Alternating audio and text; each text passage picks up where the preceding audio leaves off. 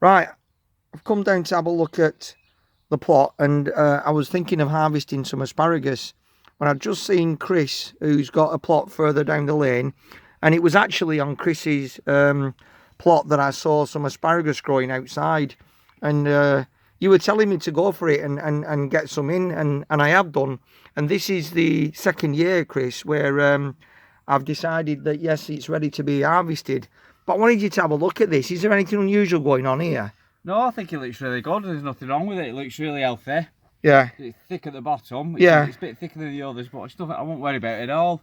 Probably if it gets a little bit higher, it might just thin out. Yeah. But then when you cut them out, I would say like just going a little bit deeper. Right. Getting a couple of inches. Right. And take it off at an angle Oh. so that the cut is below soil level. Right, and that's what I need to do for next time. Yeah. Right. And I was just wondering whether something was going on that's unusual, because these are a lot thicker than the ones that I've been seeing in the supermarket. Yeah, they are, but they're probably just taking a lot of nutrients out of the ground. But right. There's slight variations on them all, isn't there? Like, yeah. Thinner there.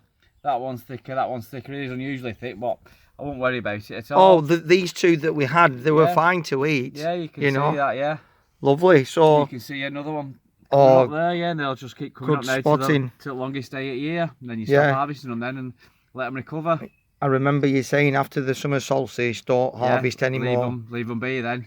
Just let them pour the energy into next year's growth, and they'll come up like really tall ferns, and then just cut them back down at the end of winter. Right. Well, they look really well.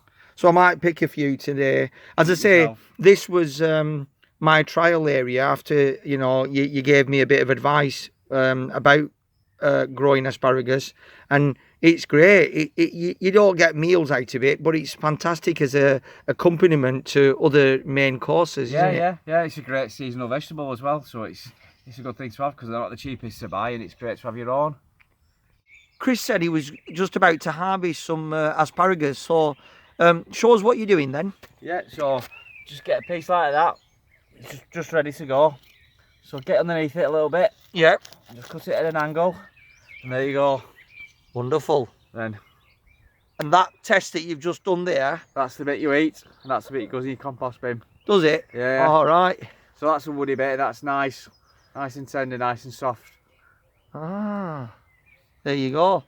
So you're talking about going a bit below the soil line. Yeah. So you can see there. Yeah. Just get down just below the soil line, a couple of inches, then cut it off at an angle. Lovely. There you go. It's a nice clean cut, and again. Where it snaps naturally. It snaps, yeah. Is where you get the most tender bit. Yeah, that's the perfect bit, and that bit's just a little bit too woody. This bit here. Yeah.